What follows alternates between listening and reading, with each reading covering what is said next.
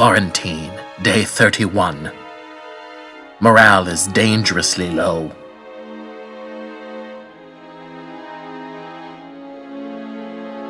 Supplies are scarce, and alternate foods will need to be found soon. The desire for human touch is growing.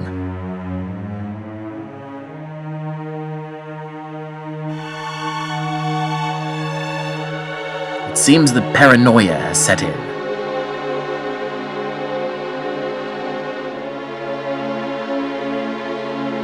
And with it, a little bit of insanity as well.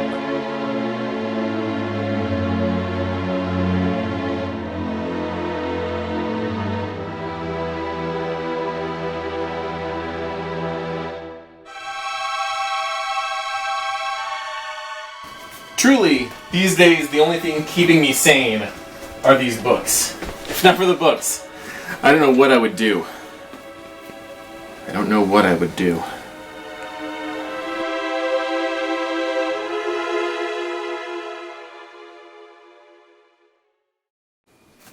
Hi everybody, Professor Simons here. Welcome back to, I think, episode 33 of my long-running series, Jeff Simons Teaches English in His Boxer Shorts. Hope you're all doing well. Today we discuss biographical criticism.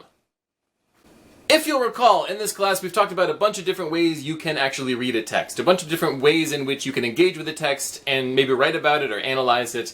First, if you only take the text, nothing else, none of the outside world, that's called new criticism. You're analyzing the text for what it actually is and what it does. And that's kind of what we've done a lot in this class. We haven't talked that much about authors or era or years. Sometimes I don't even tell you who wrote a thing or when it was written. So new criticism is when you just look at a text and break it down that way. Next, reader response. Reader response is the easy one. It's the one that a lot of academics don't pay that much attention to. It basically means the most important thing when reading is you, the reader. So however you felt when you read it, whatever impact it had on you specifically, but it's really, really subjective, and that's why it's kind of iffy. Next, we've talked about feminist criticism.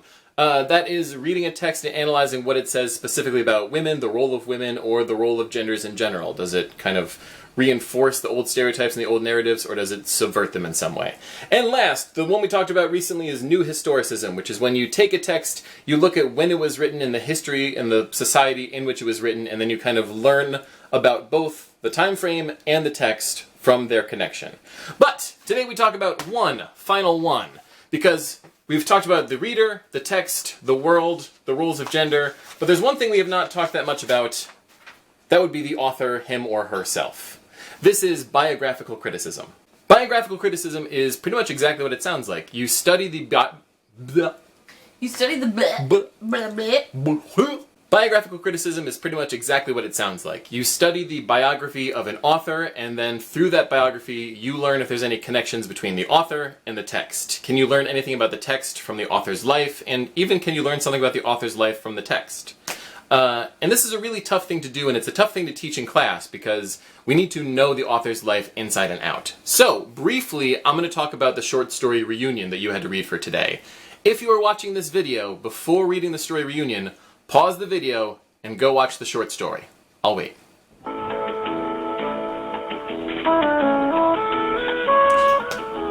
Go read it.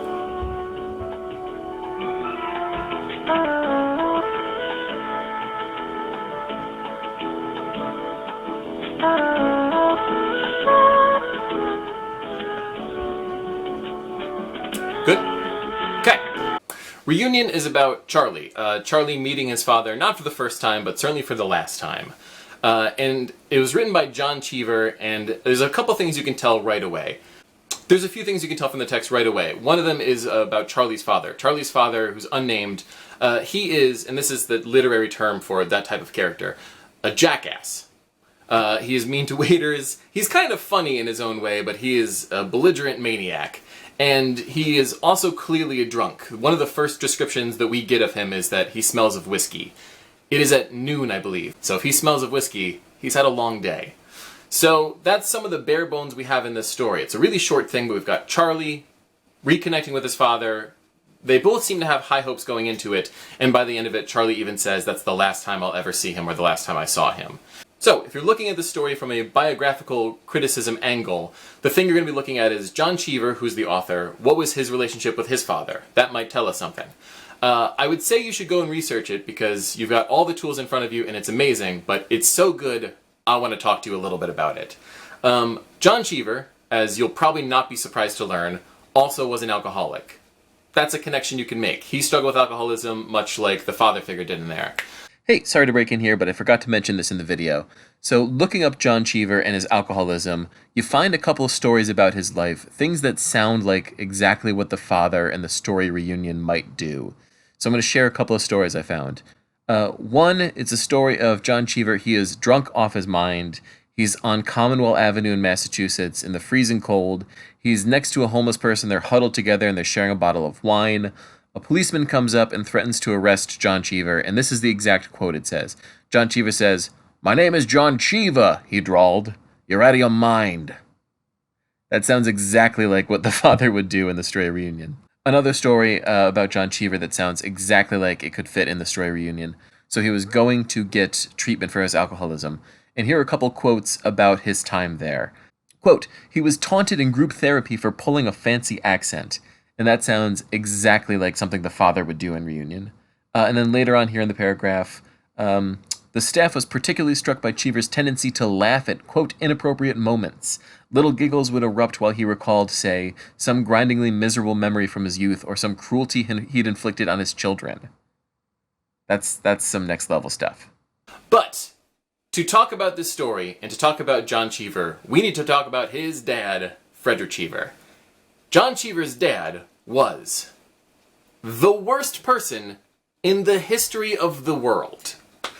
They had a really tense relationship, and it shows in this story. Here's some real things that are true about John Cheever's life with his dad, Frederick Cheever. When Frederick's wife was pregnant with John in the first place, Frederick Cheever was trying to push for an abortion so hard that he, on 3 different occasions, invited different abortionists to have dinner with the family. That's true. He's a weird, horrible man. When John Cheever was born, the family lived in Massachusetts. They lived in Massachusetts for a big portion of their life, and obviously, as you know, it gets cold in this part of the world. So when John Cheever was young, his father would send him to school without a coat or without any, protective clothing. His reason for that being, "A coat makes you look Irish." That's a true quote. So John Cheever's relationship with his father and his relationship with alcoholism, all of these things factor into the story. How do you find out these details of John Cheever's life? You gotta do the research. Most of what I've already told you just came from the first 2 pages of an article I found on Sienna's database of academic journals. The article is titled "No Memory for Pain," and it's all about John Cheever's life. The title of the article comes from a John Cheever quote himself. He said, "I have no biography, I came from nowhere, and I don't know where I'm going. I have no memory for pain." And I think just learning that quote alone tells you a lot about how we can read the story reunion.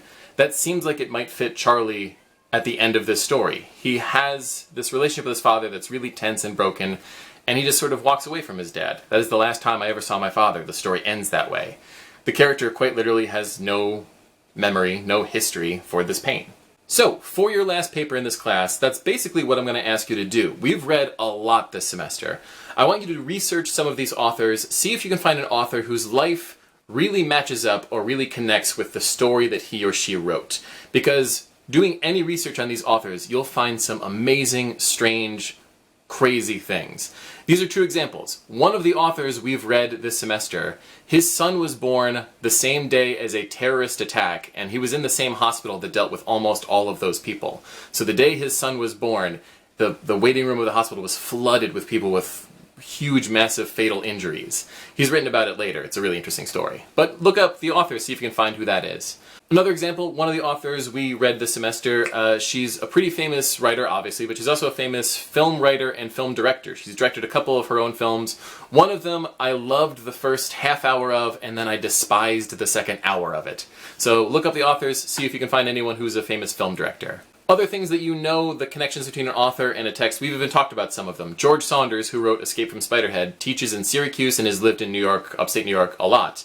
And that's a really small connection, but it's a connection, because if you remember Escape from Spiderhead, he mentions Albany. I think he even mentions Utica or Ithaca, I can't remember. So there's a direct connection between the author's location and parts of the story he wrote. A couple more here. If you look up all the authors that we've read, you'll discover that one of the authors we've read, he's still living, obviously. He's fairly young. I've met him, and he was a really terrible person. I'll leave it at that. Look up his Twitter, and maybe you'll find who I'm referring to. But again, it actually plays in a little bit to the story. I'm being kind of vague because I don't want to give it away, but look up the authors, you may find one who is a terrible person who got in a lot of trouble because of Twitter. And the last one I'll say is, if you look up all the texts that we've read in this class, you'll find that for one of them, I gave you a fake name. The name of the author I gave you is not actually the author, because the author was me. Try and find it. Look it up, see what you find. So that is the topic of your last paper. It's a biographical criticism. You'll see the guidelines in the email I just sent. If you have any questions on that, let me know. But I think that'll do it for now. Thanks for watching. Stay safe, stay sane. Bye.